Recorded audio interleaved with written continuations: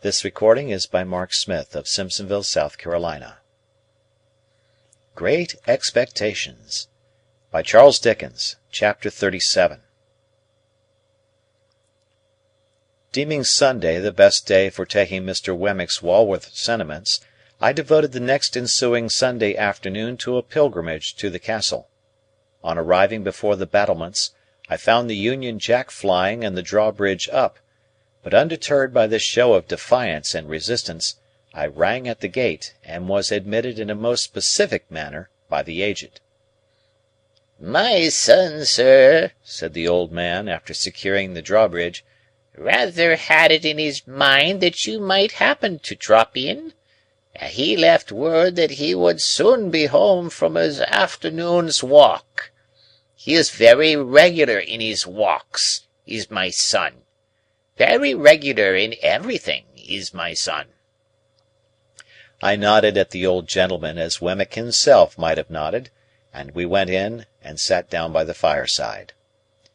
"You made acquaintance with my son, sir," said the old man in his chirping way, while he warmed his hands at the blaze. "At his office, I expect." I nodded. "Ha! I have heard that my son is a wonderful hand at his business, sir." I nodded hard. "Yes, so they tell me. His business is the law?" I nodded harder. "Which makes it more surprising in my son," said the old man, "for he was not brought up to the law, but to the wine coopering." Curious to know how the old gentleman stood informed concerning the reputation of Mr. Jaggers, I roared that name at him. He threw me into the greatest confusion by laughing heartily and replying in a very sprightly manner, "No, to be sure, you're right." And to this hour I have not the faintest notion what he meant, or what joke he thought I had made. As I could not sit there nodding at him perpetually, without making some other attempt to interest him, I shouted an inquiry whether his own calling in life had been the wine coopering. By dint of straining that term out of myself several times, and tapping the old gentleman on the chest to associate it with him, I at last succeeded in making my meaning understood. "No," said the old gentleman, "the warehousing, the warehousing. First, over yonder." He appeared to mean up the chimney, but I believe he intended to refer me to Liverpool. "And then in the city of London here. However, having an infirmity, for I am hard of hearing, sir." I expressed in pantomime the greatest astonishment. "Yes, hard of hearing. Having that infirmity coming upon me, my son, he went into the law, and he took charge of me, and he by little and little made out this elegant and beautiful property. But returning to what you said, you know," pursued the old man, again laughing heartily, "what I say is, no, to be sure, you're right." I was modestly wondering whether my utmost ingenuity would have enabled me to say anything that would have amused him half as much as this imaginary pleasantry, when I was startled by a sudden click in the wall on one side of the chimney, and the ghostly tumbling open of a little wooden flap with "John" upon it. The old man, following my eyes, cried with great triumph, "My son's come home!" and we both went out to the drawbridge. It was worth any money to see Wemmick waving a salute to me from the other side of the moat, when we might have shaken hands across it with the greatest ease. The Aged was so delighted to work the drawbridge, that I made no offer to assist him, but stood quiet until Wemmick had come across, and had presented me to Miss Skiffins, a lady by whom he was acquainted. Miss Skiffins was of a wooden appearance, and was, like her escort, in the post-office branch of the service. She might have been some 2 or 3 years younger than Wemmick, and I judged her to stand possessed of portable property. The cut of her dress from the waist upward, both before and behind, made her figure very like a boy's kite, and I might have pronounced her gown a little too decidedly orange, and her gloves a little too intensely green. But she seemed to be a good sort of fellow, and showed a high regard for the aged. I was not long in discovering that she was a frequent visitor at the castle, for, on our going in, and my complimenting Wemmick on his ingenious contrivance for announcing himself to the aged, he begged me to give my attention for a moment to the other side of the chimney, and disappeared. Presently another click came, and another little door tumbled open with Miss Skiffins on it. Then Miss Skiffins shut up and John tumbled open, then Miss Skiffins and John both tumbled open together, and finally shut up together. On Wemmick's return from working these mechanical appliances, I expressed the great admiration with which I regarded them, and he said, "Well, you know, they're both pleasant and useful to the aged. And by George, sir, it's a thing worth mentioning, that of all the people who come to this gate, the secret of those pools is only known to the aged, Miss Skiffins, and me." "And Mr. Wemmick made them," added Miss Skiffins, "with his own hands, out of his own head." While Miss Skiffins was taking off her bonnet (she retained her green gloves during the evening as an outward and visible sign that there was company), Wemmick invited me to take a walk with him round the property, and see how the island looked in winter time.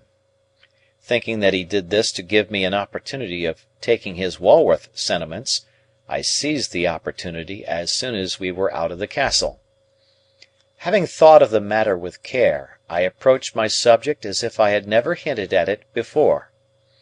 I informed Wemmick that I was anxious in behalf of Herbert Pocket, and I told him how we had first met, and how we had fought. I glanced at Herbert's home, and at his character, and at his having no means but such as he was dependent on his father for, those uncertain and unpunctual. I alluded to the advantages I had derived in my first rawness and ignorance from his society, and I confessed that I feared I had but ill repaid them, and that he might have done better without me and my expectations. Keeping Miss Havisham in the background at a great distance, I still hinted at the possibility of my having competed with him in his prospects, and at the certainty of his possessing a generous soul, and being far above any mean distrusts, retaliations, or designs. For all these reasons, I told Wemmick, and because he was my young companion and friend, and I had a great affection for him, I wished my own good fortune to reflect some rays upon him, and therefore I sought advice from Wemmick's experience and knowledge of men and affairs, how I could best try with my resources to help Herbert to some present income, say of 100 a year, to keep him in good hope and heart, and gradually to buy him on to some small partnership. I begged Wemmick, in conclusion, to understand that my help must always be rendered without Herbert's knowledge or suspicion, and that there was no one else in the world with whom I could advise. I wound up by laying my hand upon his shoulder and saying, "I can't help confiding in you, though I know it must be troublesome to you, but that is your fault in having ever brought me here." Wemmick was silent for a little while, and then said with a kind of start, "Well, you know, Mr. Pip, I must tell you one thing. This is devilish good of you." "Say you'll help me to be good, then," said I. "Ecod," replied Wemmick, shaking his head, "that's not my trade." "Nor is this your trading place," said I. "You are right," he returned. "You hit the nail on the head. Mr. Pip, I'll put on my considering cap, and I think all you want to do may be done by degrees. Skiffins, that's her brother, is an accountant and agent. I'll look him up and go to work for you." "I thank you 10,000 times." "On the contrary," said he, "I thank you, for though we are strictly in our private and personal capacity, still it may be mentioned that there are Newgate cobwebs about, and it brushes them away." After a little further conversation to the same effect, we returned into the castle, where we found Miss Skiffins preparing tea. The responsible duty of making the toast was delegated to the aged, and that excellent old gentleman was so intent upon it that he seemed to me in some danger of melting his eyes. It was no nominal meal that we were going to make, but a vigorous reality. The Aged prepared such a haystack of buttered toast that I could scarcely see him over it as it simmered on an iron stand hooked on to the top bar, while Miss Skiffins brewed such a jorum of tea that the pig in the back premises became strongly excited and repeatedly expressed his desires to participate in the entertainment. The flag had been struck and the gun had been fired at the right moment of time, and I felt as snugly cut off from the rest of Walworth as if the moat were 30 feet wide by as many deep. Nothing disturbed the tranquillity of the castle but the occasional tumbling open of John and Miss Skiffins, which little doors were a prey to some spasmodic infirmity that made me sympathetically uncomfortable until I got used to it.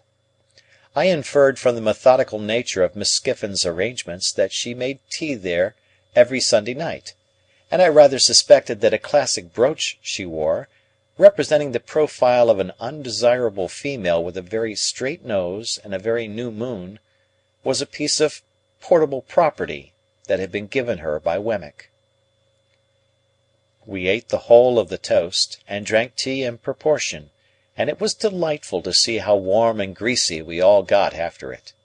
The Aged especially might have passed for some clean old chief of a savage tribe just oiled.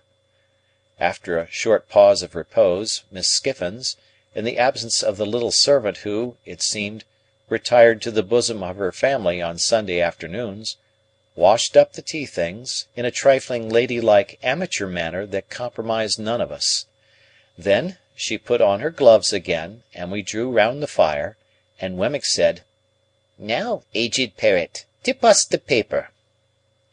Wemmick explained to me while the Aged got his spectacles out, that this was according to custom, and that it gave the old gentleman infinite satisfaction to read the news aloud.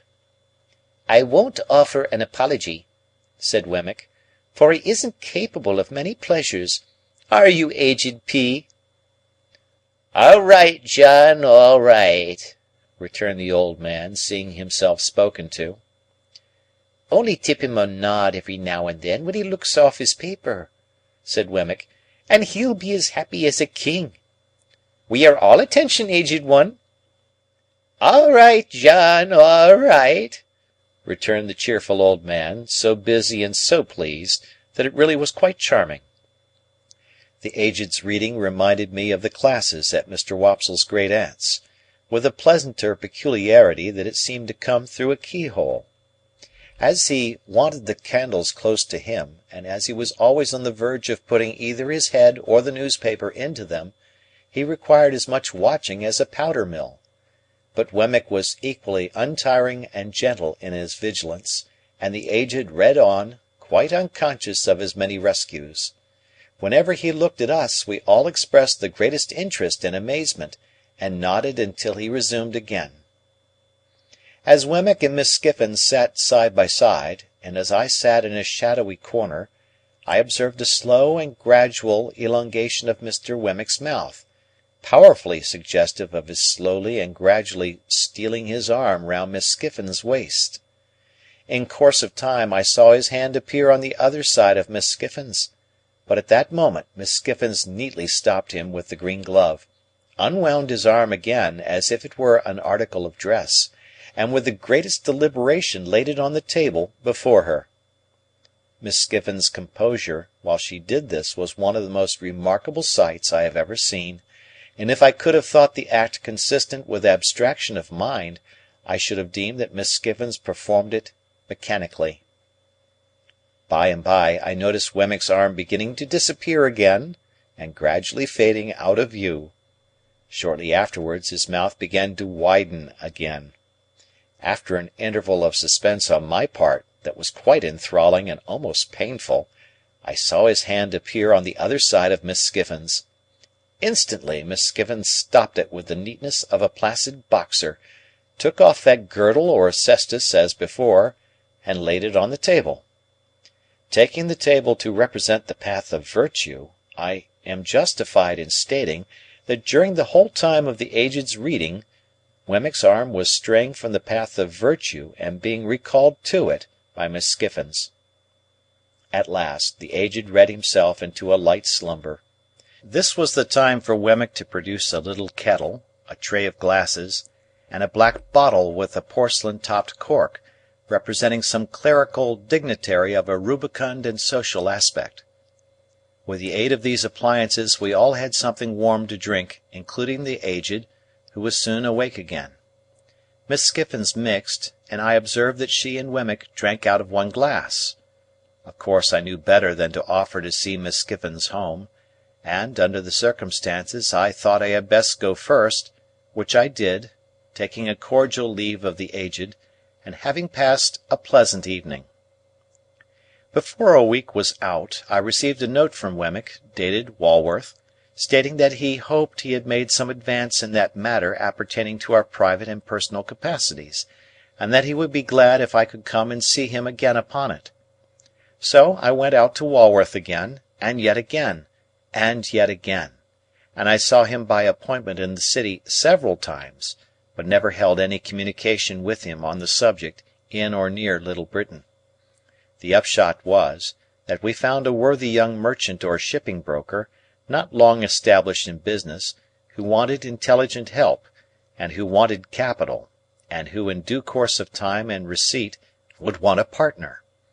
Between him and me, secret articles were signed of which Herbert was the subject, and I paid him half of my £500 down, and engaged for sundry other payments. Some, to fall due at certain dates out of my income; some, contingent on my coming into my property. Miss Skiffins' brother conducted the negotiation. Wemmick pervaded it throughout, but never appeared in it. The whole business was so cleverly managed that Herbert had not the least suspicion of my hand being in it. I shall never forget the radiant face with which he came home one afternoon, and told me, as a mighty piece of news, of his having fallen in with one Clarriker, the young merchant's name, and of Clarriker's having shown an extraordinary inclination towards him, and of his belief that the opening had come at last. Day by day, as his hopes grew stronger and his face brighter, he must have thought me a more and more affectionate friend, for I had the greatest difficulty in restraining my tears of triumph when I saw him so happy. At length, the thing being done, and he having that day entered Clarriker's house, and he having talked to me for a whole evening in a flush of pleasure and success, I did really cry in good earnest when I went to bed, to think that my expectations had done some good to somebody.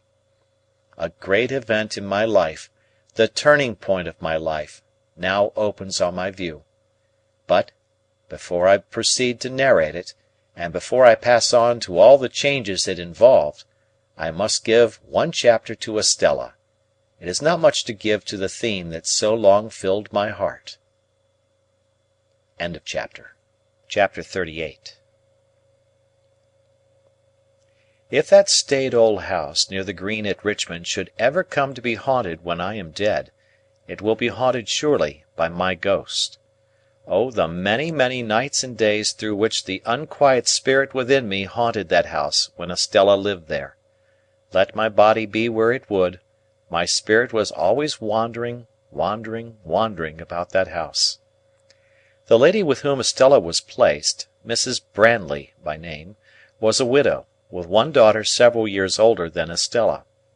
The mother looked young, and the daughter looked old. The mother's complexion was pink, and the daughter's was yellow. The mother set up for frivolity, the daughter for theology. They were in what is called a good position, and visited, and were visited by, numbers of people. Little, if any, community of feeling subsisted between them and Estella, but the understanding was established that they were necessary to her, and that she was necessary to them. Mrs. Brandley had been a friend of Miss Havisham's before the time of her seclusion. In Mrs. Brandley's house, and out of Mrs. Brandley's house, I suffered every kind and degree of torture that Estella could cause me. The nature of my relations with her, which placed me on terms of familiarity without placing me on terms of favour, conduced to my distraction.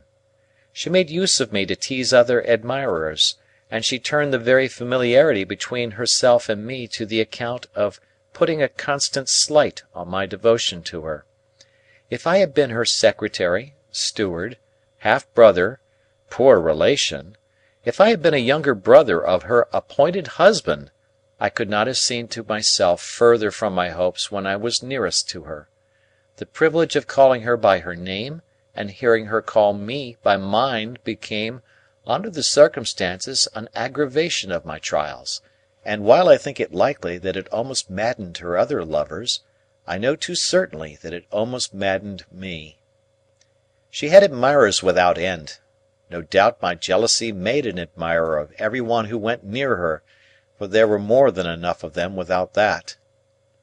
I saw her often at Richmond, I heard of her often in town, and I used often to take her and the Brandleys on the water.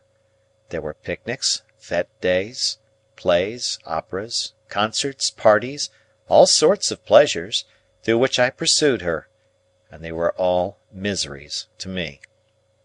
I never had 1 hour's happiness in her society, and yet my mind all round the 24 hours was harping on the happiness of having her with me unto death.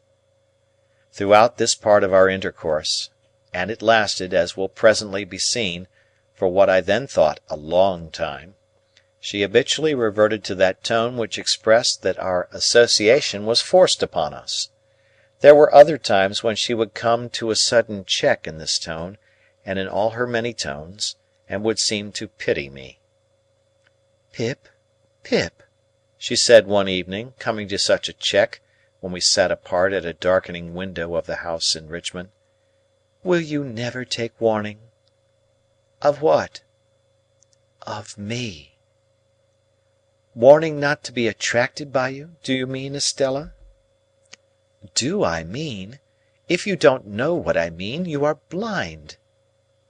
I should have replied that love was commonly reputed blind, but for the reason that I always was restrained, and this was not the least of my miseries, by a feeling that it was ungenerous to press myself upon her, when she knew that she could not choose but obey Miss Havisham.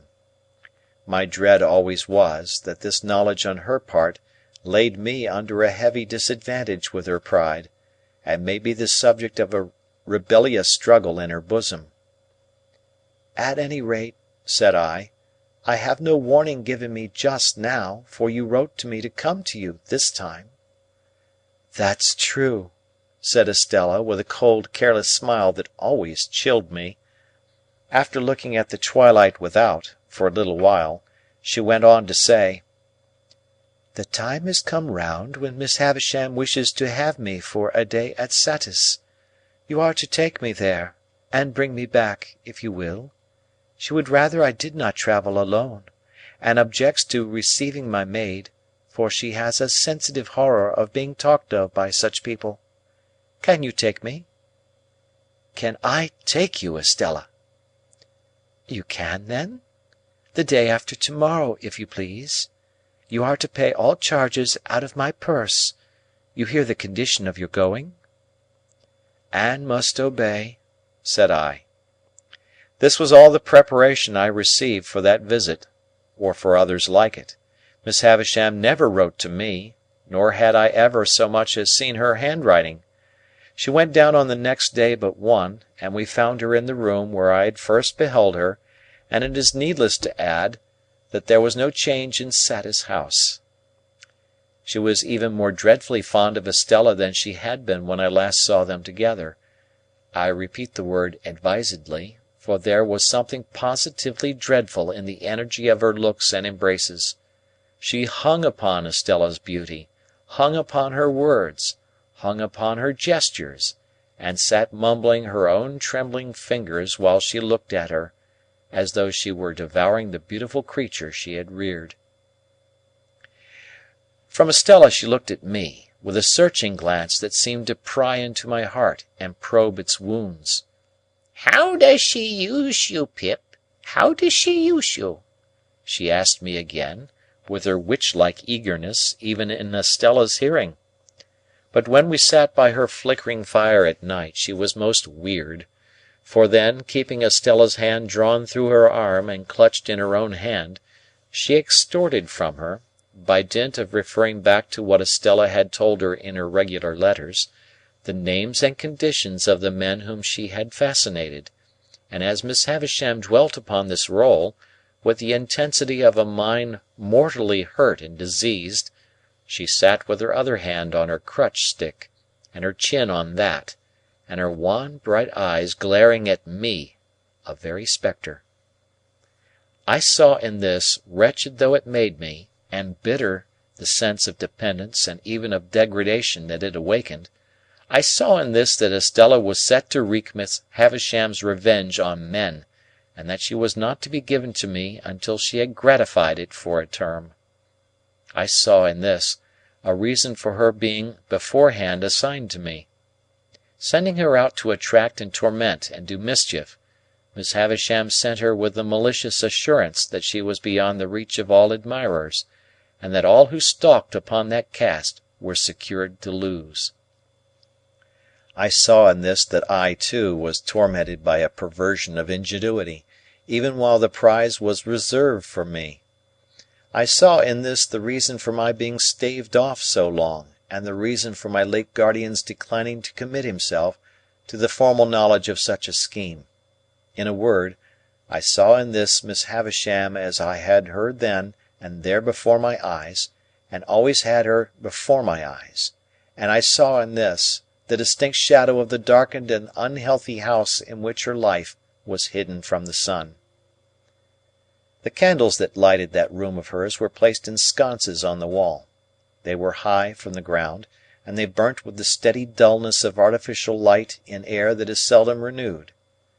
As I looked round at them, and at the pale gloom they made, and at the stopped clock, and at the withered articles of bridal dress upon the table and the ground, and at her own awful figure with its ghostly reflection thrown large by the fire upon the ceiling and the wall, I saw in everything the construction that my mind had come to, repeated and thrown back to me.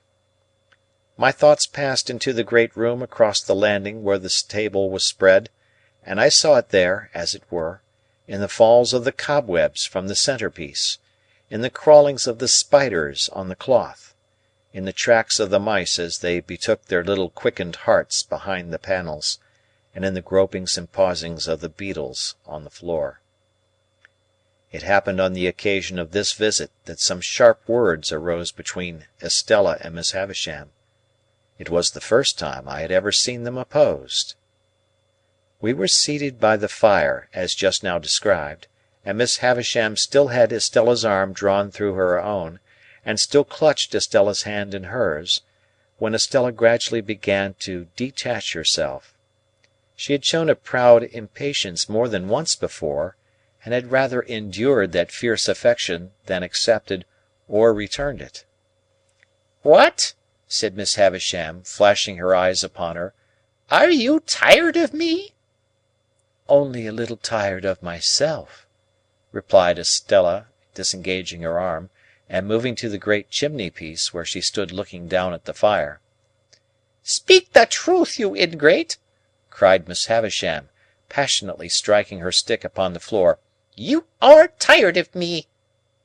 Estella looked at her with perfect composure, and again looked down at the fire. Her graceful figure and her beautiful face expressed a self-possessed indifference to the wild heat of the other that was almost cruel. "You stock and stone!" exclaimed Miss Havisham. "You cold, cold heart!" "What?" said Estella, preserving her attitude of indifference as she leaned against the great chimney-piece and only moving her eyes. "Do you reproach me for being cold? You?" "Are you not?" was the fierce retort. "You should know," said Estella. "I am what you have made me. Take all the praise, take all the blame, take all the success, take all the failure. In short, take me." "Oh, look at her, look at her!" cried Miss Havisham bitterly. "Look at her so hard and thankless, on the hearth where she was reared. where I took her into this wretched breast when it was first bleeding from its stabs, and where I have lavished years of tenderness upon her." "At least I was no party to the compact," said Estella, "for if I could walk and speak when it was made, it was as much as I could do. But what would you have? You have been very good to me, and I owe everything to you. What would you have?" "Love," replied the other. "You have it." "I have not," said Miss Havisham. "Mother by adoption," retorted Estella, never departing from the easy grace of her attitude, never raising her voice as the other did, never yielding either to anger or tenderness. "Mother by adoption, I have said that I owe everything to you. All I possess is freely yours. All that you have given me is at your command to have again. Beyond that I have nothing. And if you ask me to give you what you never gave me, my gratitude and duty cannot do impossibilities." "Did I never give her love?" cried Miss Havisham, turning wildly to me. "Did I never give her a burning love, inseparable from jealousy at all times, and from sharp pain, while she speaks thus to me? Let her call me mad! Let her call me mad!" "Why should I call you mad?" returned Estella. "I, of all people. Does any one live, who knows what set purposes you have, half as well as I do? Does any one live, who knows what a steady memory you have, half as well as I do?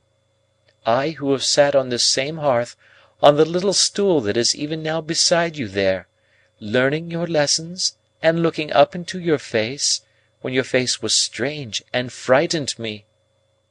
"Soon forgotten," moaned Miss Havisham. "Time soon forgotten." "No, not forgotten," retorted Estella. "Not forgotten, but treasured up in my memory. When have you found me false to your teaching? When have you found me unmindful of your lessons? When have you found me giving admission here," she touched her bosom with her hand, "to anything that you excluded? Be just to me." "So proud, so proud!" moaned Miss Havisham, pushing away her grey hair with both her hands. "Who taught me to be proud?" returned Estella. "Who praised me when I learnt my lesson?" "So hard, so hard!" moaned Miss Havisham with her former action. "Who taught me to be hard?" returned Estella. "Who praised me when I learnt my lesson?" "But to be proud and hard to me!" Miss Havisham quite shrieked, as she stretched out her arms. "Estella! Estella! Estella! To be proud and hard to me!" Estella looked at her for a moment with a kind of calm wonder, but was not otherwise disturbed. When the moment was past, she looked down at the fire again. "I cannot think," said Estella, raising her eyes after a silence, "why you should be so unreasonable when I come to see you after a separation. I have never forgotten your wrongs and their causes. I have never been unfaithful to you or your schooling. I have never shown any weakness that I could charge myself with." "Would it be weakness to return my love?" exclaimed Miss Havisham. "But yes, yes, yes, she would call it so." "I begin to think," said Estella in a musing way, after another moment of calm wonder, "that I almost understand how this comes about. If you had brought up your adopted daughter wholly in the dark confinement of these rooms, and had never let her know that there was such a thing as the daylight by which she had never once seen your face, if you had done that, and then, for a purpose, had wanted her to understand the daylight and know all about it, you would have been disappointed and angry?" Miss Havisham, with her head in her hands, sat making a low moaning and swaying herself on her chair, but gave no answer.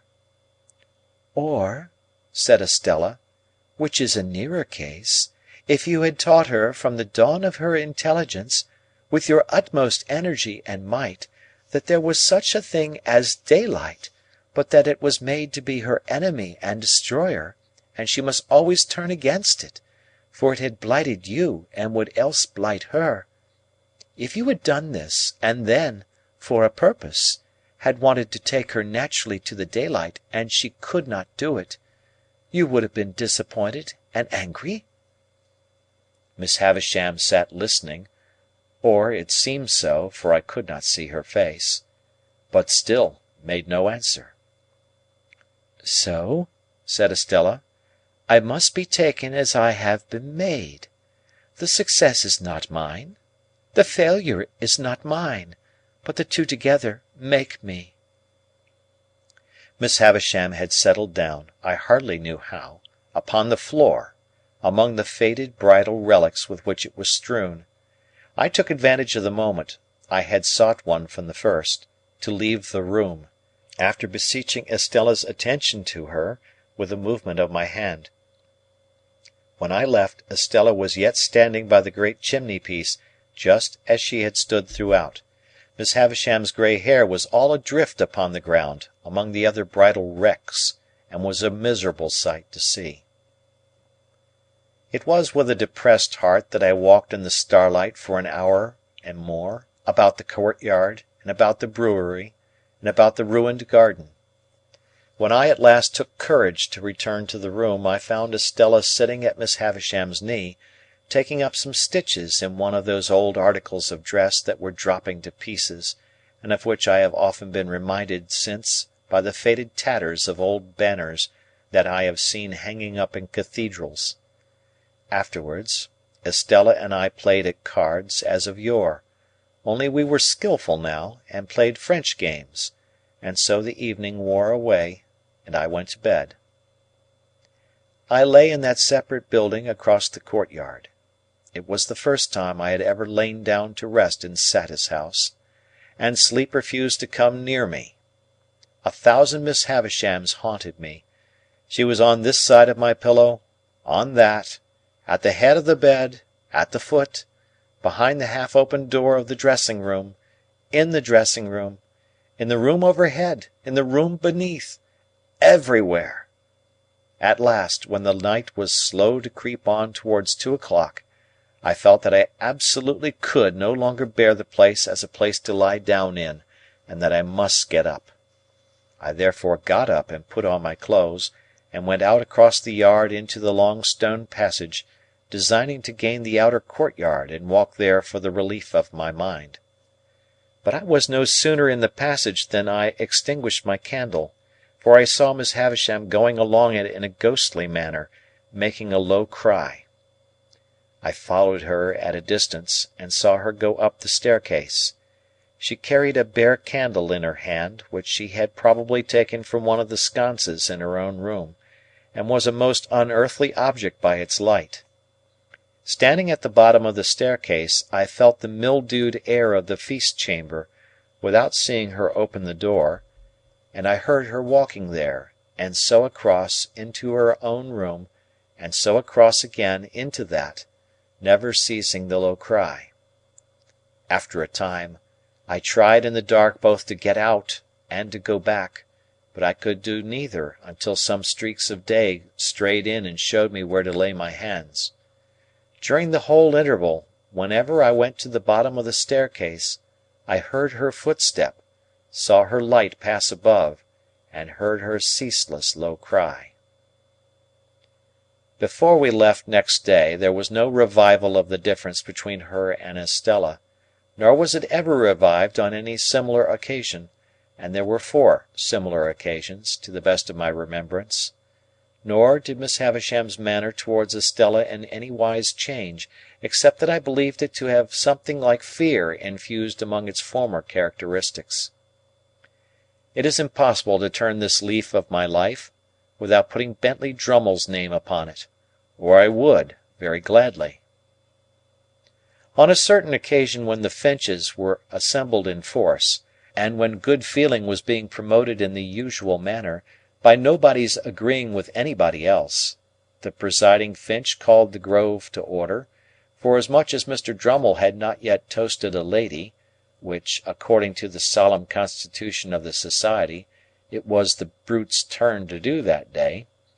I thought I saw him leer in an ugly way at me while the decanters were going round, but as there was no love lost between us, that might easily be. What was my indignant surprise when he called upon the company to pledge him to Estella!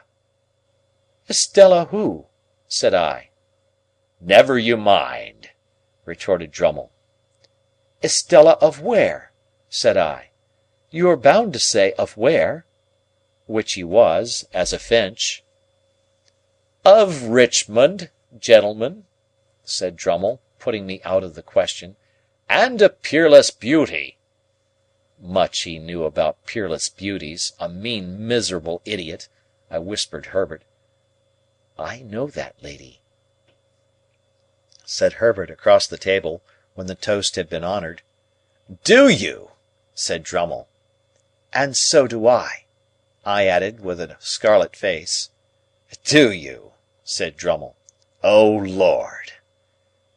This was the only retort, except glass or crockery, that the heavy creature was capable of making, but I became as highly incensed by it as if it had been barbed with wit, and I immediately rose in my place, and said that I could not but regard it as being like the Honourable Finch's impudence to come down to that grove (we always talked about coming down to that grove, as a neat parliamentary turn of expression), down to that grove, proposing a lady of whom he knew nothing.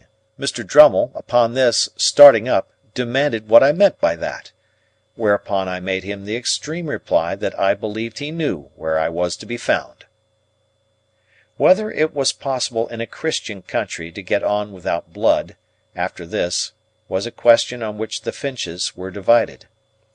The debate upon it grew so lively indeed, that at least 6 more honourable members told 6 more, during the discussion, that they believed they knew where they were to be found.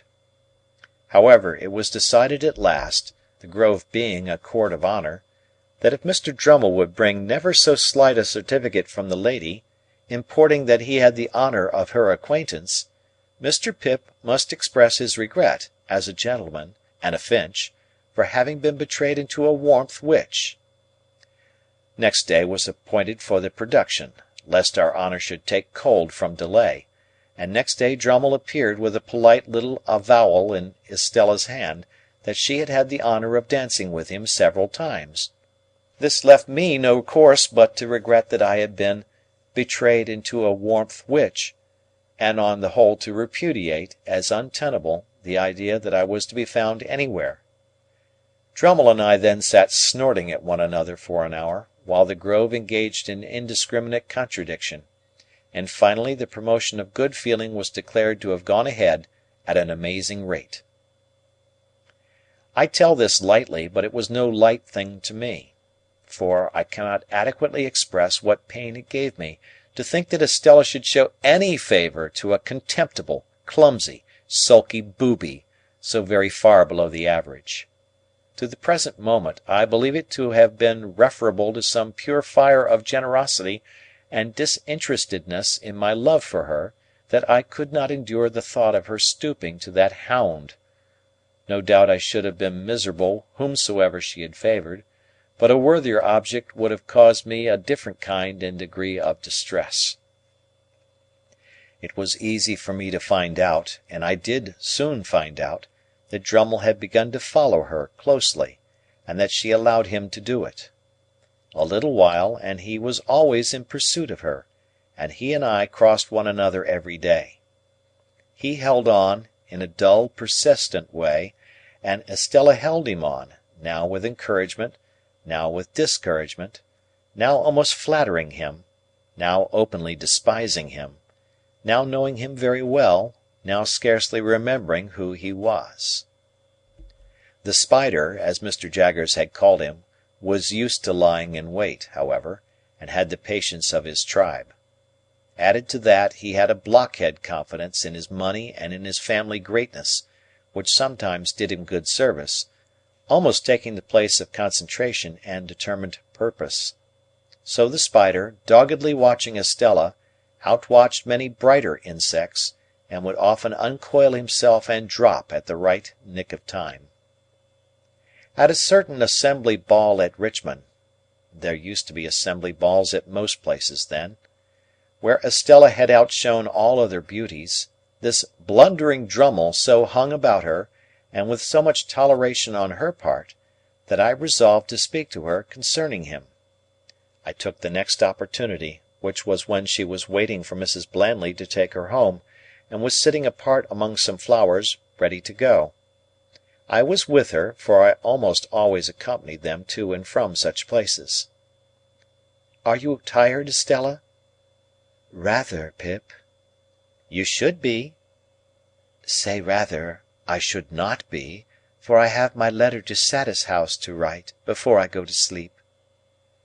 "Recounting to-night's triumph?" said I. "Surely a very poor one, Estella." "What do you mean? I didn't know there had been any." "Estella," said I, "do look at that fellow in the corner yonder, who is looking over here at us." "Why should I look at him?" returned Estella, with her eyes on me instead. "What is there in that fellow in the corner yonder, to use your words, that I need look at?" "Indeed, that is the very question I want to ask you," said I, "for he has been hovering about you all night." "Moths and all sorts of ugly creatures," replied Estella, with a glance towards him, "hover about a lighted candle. Can the candle help it?" "No," I returned, "but cannot the Estella help it?" "Well," said she, laughing after a moment, "perhaps. Yes, anything you like." "But, Estella, do hear me speak. It makes me wretched that you should encourage a man so generally despised as Drummle. You know he is despised." "Well?" said she. "You know he is as ungainly within as without, a deficient, ill-tempered, lowering, stupid fellow." "Well?" said she. "You know he has nothing to recommend him but money, and a ridiculous roll of addle-headed predecessors, now don't you?" "Well?" said she again, and each time she said it she opened her lovely eyes the wider. To overcome the difficulty of getting past that monosyllable, I took it from her, and said, repeating it with emphasis, "Well! Then, that is why it makes me wretched." Now, if I could have believed that she favoured Drummle with any idea of making me, wretched, I would have been in better heart about it; but in that habitual way of hers, she put me so entirely out of the question that I could believe nothing of the kind. "Pip," said Estella, casting her glance over the room, "don't be foolish about its effect on you. It may have its effect on others, and may be meant to have. It's not worth discussing." "Yes, it is," said I, "because I cannot bear that people should say she throws away her graces and attractions on a mere boor, the lowest in the crowd." "I can bear it," said Estella. "Oh, don't be so proud, Estella, and so inflexible." "Calls me proud and inflexible in this breath," said Estella, opening her hands, "and in his last breath reproach me for stooping to a boor." "There is no doubt you do," said I, something hurriedly, "for I have seen you give him looks and smiles this very night, such as you never give to—me." "Do you want me, then," said Estella, turning suddenly with a fixed and serious, if not angry look, "to deceive and entrap you?" "Do you deceive and entrap him, Estella?" "Yes, and many others. All of them but you. Here is Mrs. Brandley. I'll say no more." And now that I have given the one chapter to the theme that so filled my heart, and so often made it ache and ache again, I pass on unhindered to the event that had impended over me longer yet, the event that had begun to be prepared for, before I knew that the world held Estella, and in the days when her baby intelligence was receiving its first distortions from Miss Havisham's wasting hands. In the Eastern story, the heavy slab that was to fall on the bed of state in the flush of conquest, the tunnel for the rope to hold it in its place was slowly carried through the leagues of rock, the slab was slowly raised and fitted in the roof, the rope was rove to it, and slowly taken through the miles of hollow to the great iron ring. All being made ready with much labour, and the hour come, the Sultan was aroused in the dead of night, and the sharpened axe that was to sever the rope from the great iron ring was put into his hand, and he struck with it, and the rope parted and rushed away, and the ceiling fell.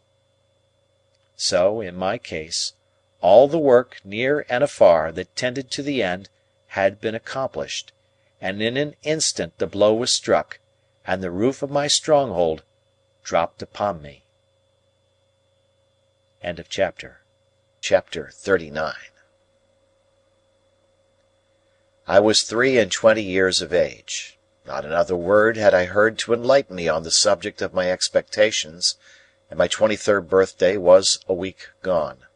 We had left Barnard's Inn more than a year, and lived in the Temple. Our chambers were in Garden Court, down by the river. Mr. Pocket and I had for some time parted company as to our original relations, though we continued on the best terms, notwithstanding my inability to settle to anything, which I hope arose out of the restless and incomplete tenure on which I held my means. I had a taste for reading, and read regularly so many hours a day. That matter of Herbert's was still progressing, and everything with me was as I have brought it down to the close of the last preceding chapter. Business had taken Herbert on a journey to Marseilles. I was alone, and had a dull sense of being alone.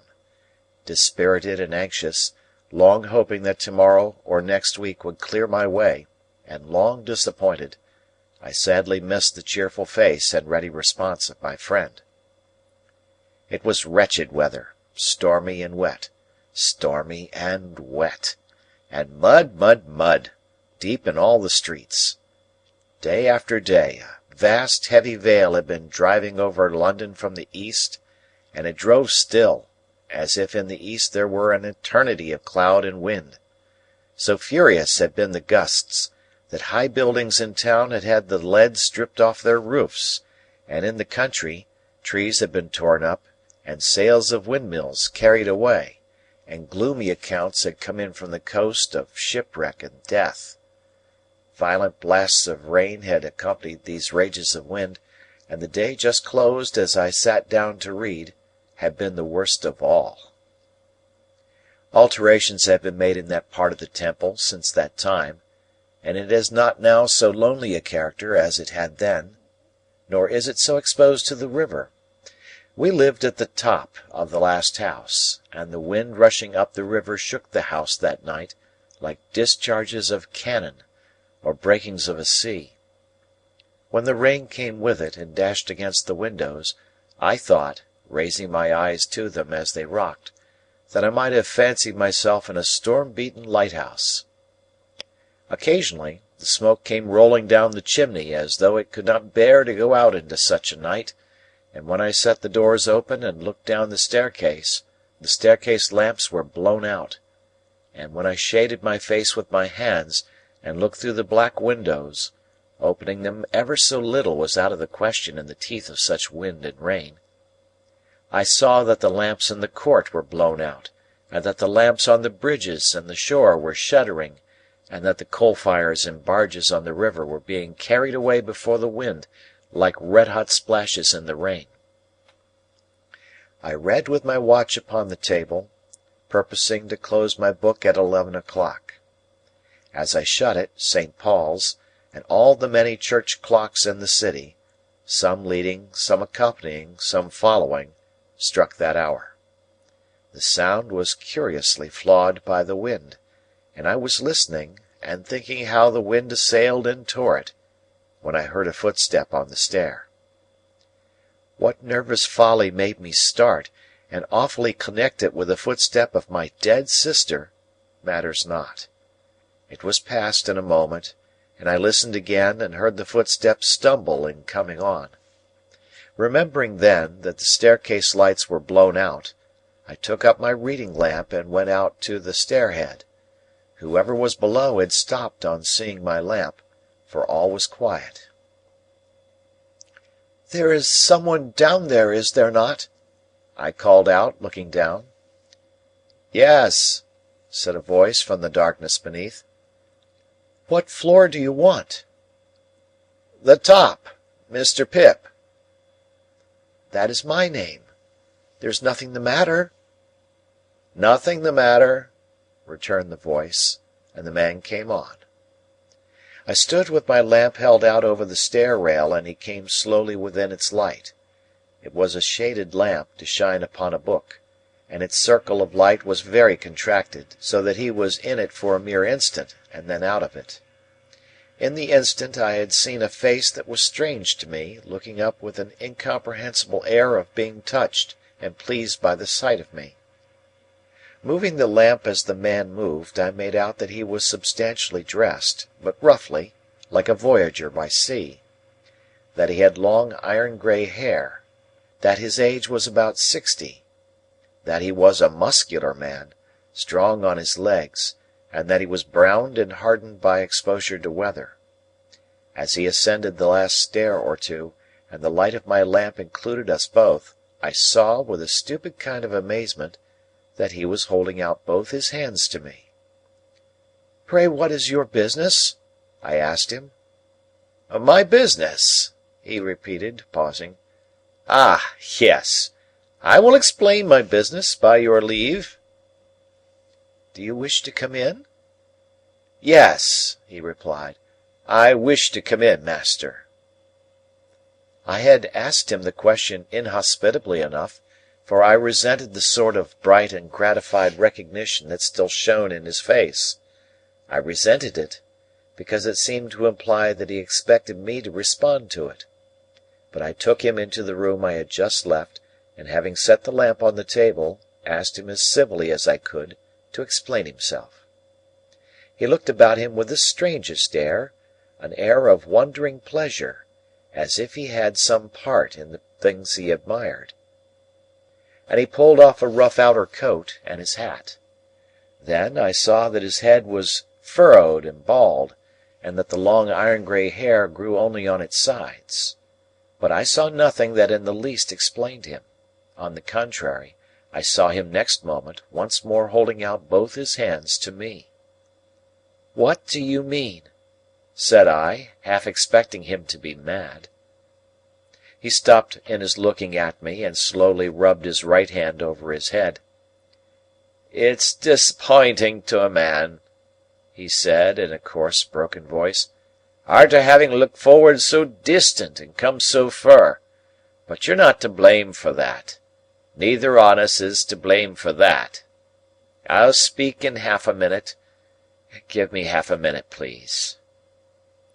He sat down on a chair that stood before the fire, and covered his forehead with his large brown Venice hands. I looked at him attentively then, and recoiled a little from him, but I did not know him. "There's no one nigh," said he, looking over his shoulder. "Is there?" "Why do you, a stranger coming into my rooms at this time of night, ask that question?" said I. "You're a game one," he returned, shaking his head at me with a deliberate affection, at once most unintelligible and most exasperating. "I'm glad you're growed up, a game one. But don't catch hold of me. You'll be sorry arterwards to have done it." I relinquished the intention he had detected, for I knew him. Even yet I could not recall a single feature, but I knew him.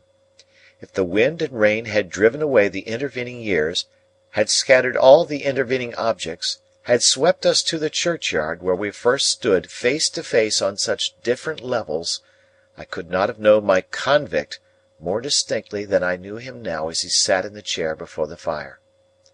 No need to take a file from his pocket and show it to me, No need to take the handkerchief from his neck and twist it round his head.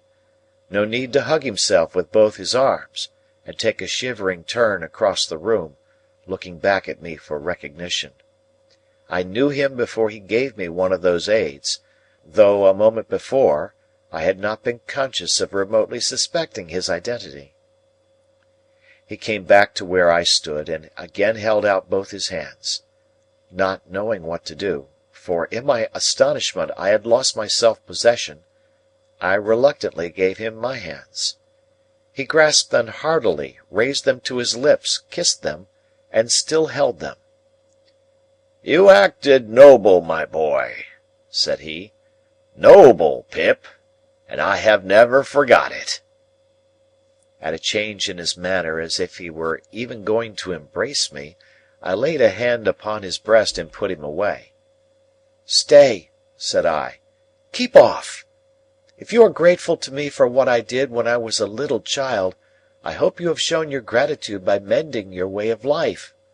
If you have come here to thank me, it was not necessary. Still, however you have found me out, there must be something good in the feeling that has brought you here, and I will not repulse you, but surely you must understand that I—" My attention was so attracted by the singularity of his fixed look at me, that the words died away on my tongue. "You was a saying," he observed, when we had confronted one another in silence, "that surely I must understand. What surely must I understand?" "That I cannot wish to renew that chance intercourse with you of long ago, under these different circumstances. I am glad to believe you have repented and recovered yourself. I am glad to tell you so. I am glad that, thinking I deserve to be thanked, you have come to thank me. But our ways are different ways, none the less. You are wet, and you look weary. Will you drink something before you go?" He had replaced his neckerchief loosely, and had stood, keenly observant of me, biting a long end of it. "I think," he answered, still with the end at his mouth and still observant of me, "that I will drink, I thank you, afore I go." There was a tray ready on a side table. I brought it to the table near the fire, and asked him what he would have. He touched one of the bottles without looking at it or speaking, and I made him some hot rum and water. I tried to keep my hands steady while I did so, but his look at me as he leaned back in his chair, with the long draggled end of his neckerchief between his teeth, evidently forgotten, made my hand very difficult to master. When at last I put the glass to him, I saw with amazement that his eyes were full of tears. Up to this time I had remained standing, not to disguise that I wished him gone. But I was softened by the softened aspect of the man, and felt a touch of reproach. "I hope," said I, hurriedly putting something into a glass for myself, and drawing a chair to the table, "that you would not think I spoke harshly to you just now. I had no intention of doing it, and I am sorry for it if I did. I wish you well and happy." As I put my glass to my lips, he glanced with surprise at the end of his neckerchief, dropping from his mouth when he opened it, and stretched out his hand. I gave him mine, and then he drank, and drew his sleeve across his eyes and forehead. "How are you living?" I asked him. "I have been a sheep farmer, stock breeder, other trades besides, away in the New World," said he, "many a 1,000 mile of stormy water off from this." "I hope you have done well?" "I've done wonderfully well. There's others went out alonger me as has done well too, but no man has done nigh as well as me. I'm famous for it." "I am glad to hear it." "I hope to hear you say so, my dear boy." Without stopping to try to understand those words or the tone in which they were spoken, I turned off to a point that had just come into my mind. "Have you ever seen a messenger you once sent to me," I inquired, "since he undertook that trust?" "Never set eyes upon him. I warn't likely to it. He came faithfully, and he brought me the 2 1-pound notes. I was a poor boy then, as you know, and to a poor boy they were a little fortune. But, like you, I have done well since, and you must let me pay them back. You can put them to some other poor boy's use." I took out my purse. He watched me as I laid my purse upon the table and opened it, and he watched me as I separated 2 1-pound notes from its contents. They were clean and new, and I spread them out and handed them over to him. Still watching me, he laid them one upon the other, folded them longwise, gave them a twist, set fire to them at the lamp, and dropped the ashes into the tray. "May I make so bold," he said then, with a smile that was like a frown, and with a frown that was like a smile, "as ask you how you have done well, since you and me was out on them lone shiverin' marshes?" "How?" "Ha!" He emptied his glass, got up, and stood at the side of the fire, with his heavy brown hand on the mantel-shelf. He put a foot up to the bars to dry and warm it, and the wet boot began to steam. But he neither looked at it nor at the fire, but steadily looked at me. It was only now that I began to tremble. When my lips had parted and had shaped some words that were without sound, I forced myself to tell him, though I could not do it distinctly, that I had been chosen to succeed to some property. "Might a mere varmint ask what property?" said he. I faltered. "I don't know."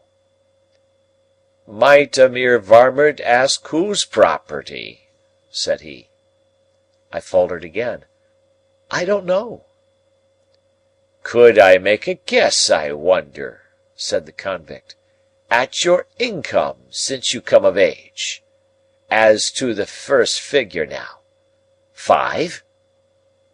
With my heart beating like a heavy hammer of disordered action, I rose out of my chair and stood with my hand upon the back of it, looking wildly at him. "Concerning a guardian," he went on, "there ought to have been some guardian or such like whiles you was a minor. Some lawyer, maybe. As to the first letter of that lawyer's name now, would it be J?" All the truth of my position came flashing on me, and its disappointments, dangers, disgraces, consequences of all kinds, rushed in such a multitude that I was borne down by them, and had to struggle for every breath I drew. "Put it," he resumed, "as the employer of that lawyer whose name begun with a J, and might be Jaggers. Put it as he had come oversea to Portsmouth, and had landed there, and had wanted to come on to you. However you have found me out, you says just now. Well, however did I find you out? Why, I wrote from Portsmouth to a person in London for particulars of your address. That person's name? Why, Wemmick." I could not have spoken one word, though it had been to save my life. I stood, with a hand on the chair back and a hand on my breast, where I seemed to be suffocating. I stood so, looking wildly at him, until I grasped at the chair, when the room began to surge and turn. He caught me, drew me to the sofa, put me up against the cushions, and bent on one knee before me, bringing the face that I now well remembered, and that I shuddered at, very near to mine. "Yes, Pip, dear boy, I've made a gentleman on you. It's me what has done it. I swore that time, sure as ever I earned a guinea, that guinea should go to you. I swore afterwards, sure as ever I speculated and got rich, you should get rich. I lived rough, that you should live smooth. I worked hard, that you should be above work. What odds, dear boy? Do I tell it for you to feel an obligation? Not a bit. I tell it for you to know as that there hunted dunghill dog what you kept life in, got his head so high that he could make a gentleman, and Pip, you're him." The abhorrence in which I held the man, the dread I had of him, The repugnance with which I shrank from him could not have been exceeded if he had been some terrible beast. "Look'ee here, Pip. I'm your second father. You're my son, more to me nor any son. I put away money, only for you to spend. When I was a hired out shepherd in a solitary hut, not seeing no faces but faces of sheep till I half forgot what men's and women's faces was like, I seen yourn. I drops my knife many a time in that hut when I was a eatin' my dinner or my supper, and I says, 'Here's the boy again, looking at me whiles I eats and drinks.' I see you there a many times, as plain as ever I see you on them misty marshes. 'Lord strike me dead,' I says each time, and I goes out in the air to say it under the open heavens. But what, if I gets liberty and money, I'll make that boy a gentleman. And I done it. Why, look at you, dear boy. Look at these here lodgings o' yourn, fit for a lord. A lord! Ha! You shall show money with lords for wagers, and beat 'em." In his heat and triumph, and in his knowledge that I had been nearly fainting, he did not remark on my reception of all this. It was the one grain of relief I had. "Look'ee here," he went on, taking my watch out of my pocket and turning towards him a ring on my finger, while I recoiled from his touch as if he had been a snake. "A golden and a beauty. That's a gentleman's, I hope. A diamond all set round with rubies. That's a gentleman's, I hope. Look at your linen, fine and beautiful. Look at your clothes, better ain't to be got. And your books, too," turning his eyes round the room, "mounting up on their shelves by hundreds. And you read 'em, don't you? I see you've been a reading of 'em when I come in. Ha ha ha! You shall read 'em to me, dear boy. And if they're in foreign languages what I don't understand, I shall be just as proud as if I did." Again he took both my hands and put them to his lips, while my blood ran cold within me. "Don't you mind talking, Pip," said he, after again drawing his sleeve over his eyes and forehead, as the click came in his throat which I well remembered, and he was all the more horrible to me that he was so much in earnest. "You can't do better nor keep quiet, dear boy. You ain't looked slowly forward to this as I have. You wasn't prepared for this as I was. But didn't you never think it might be me?" "Oh, no, no, no," I returned. "Never, never." "Well, you see it was me, and single-handed. Never a soul in it but my own self and Mr. Jaggers." "Was there no one else?" I asked. "No," said he, with a glance of surprise. "Who else should there be? And, dear boy, how good-looking you have growed! There's bright eyes somewheres, eh? Isn't there bright eyes somewheres, what you love the thoughts on? Oh, Estella, Estella! They shall be yourn, dear boy, if money can buy 'em. Not the gentleman like you, so well set up as you, can't win 'em off of his own game, but money shall back you. Let me finish what I was a-telling you, dear boy. From that there hut, and that there hiring out, I got money left me by my master, which died and had been the same as me, and got my liberty and went for myself. In every single thing I went for you. Lord strike a blight upon it, I says, whatever it was I went for, if it ain't for him. It all prospered wonderful. As I give you to understand just now, I'm famous for it. It was the money left me, and the gains of the first few year what I sent home to Mr. Jaggers, all for you, when he first come after you, agreeable to my letter. Oh, that he had never come, that he had left me at the forge, far from contented, yet, by comparison, happy. And then, dear boy, it was a recompense to me, look'ee here, to know in secret that I was making a gentleman. The blood horses of them colonists might fling up the dust over me as I was walking. What do I say? I says to myself, I'm making a better gentleman nor ever you'll be. When one of 'em says to another, he was a convict a few year ago, and is a ignorant common fellow now, for all he's lucky. What do I say? I says to myself, if I ain't a gentleman, nor yet ain't got no learning, I'm the owner of such. All of you own stock and land. Which of you owns a brought-up London gentleman?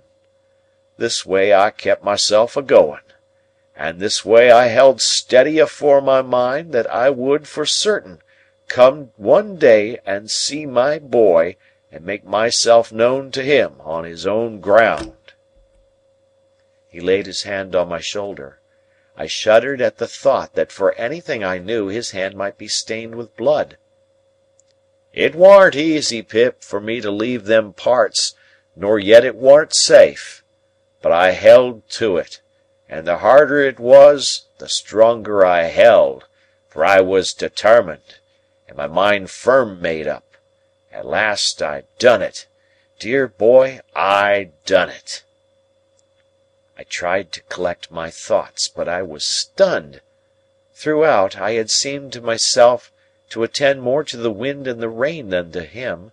Even now I could not separate his voice from those voices, though those were loud and his was silent. "Where will you put me?" he asked presently.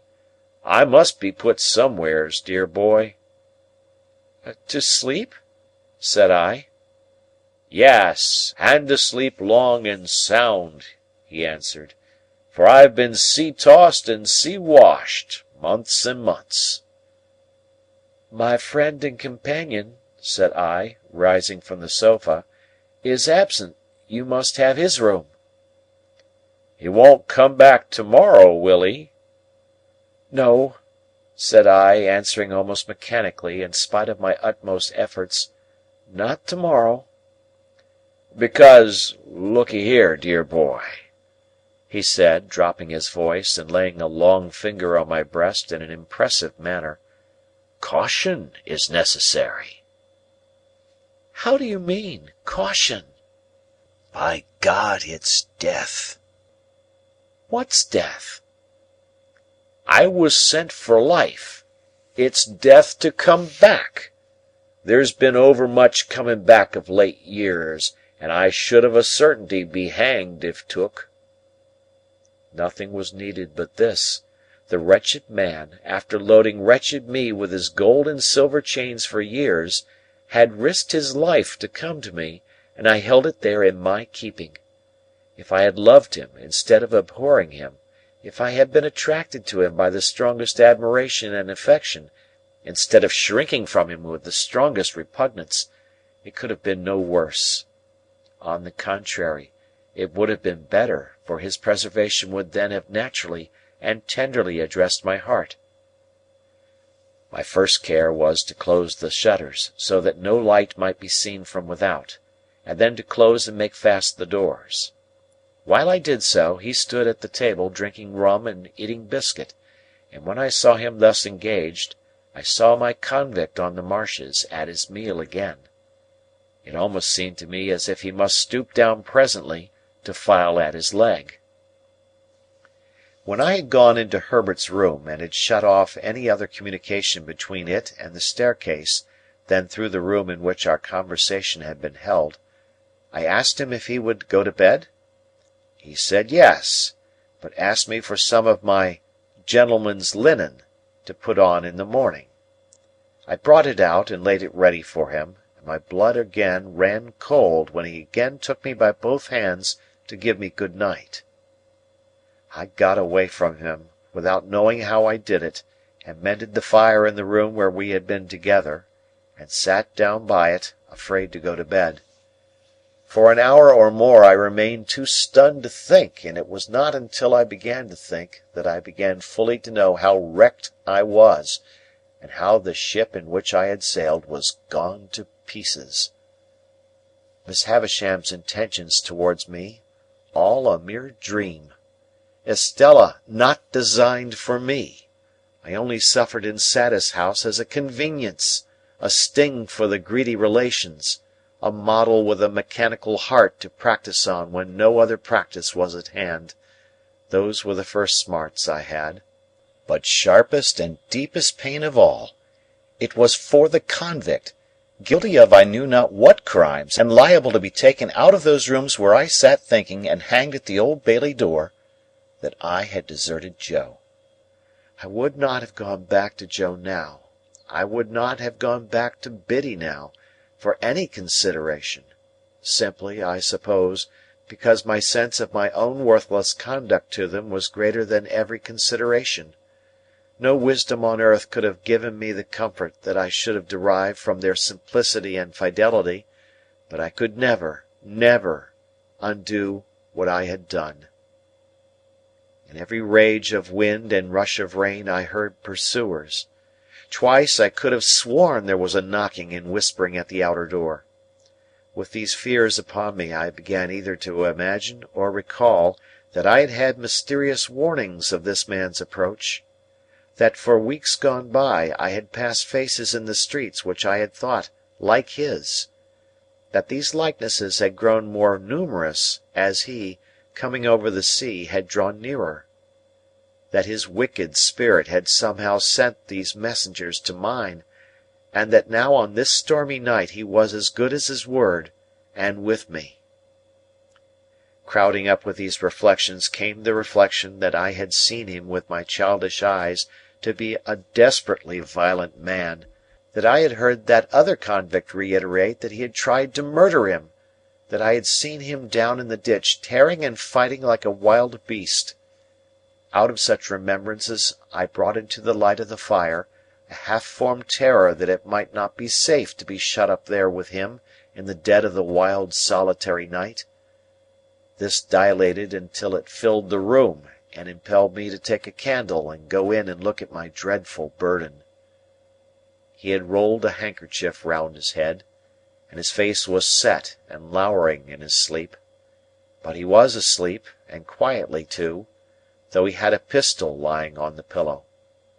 Assured of this, I softly removed the key to the outside of his door, and turned it on him before I again sat down by the fire. Gradually I slipped from the chair, and lay on the floor. When I awoke without having parted in my sleep with the perception of my wretchedness, the clocks of the eastward churches were striking 5, the candles were wasted out, the fire was dead, and the wind and rain intensified the thick black darkness. This is the end of the second stage of Pip's expectations. End of chapter.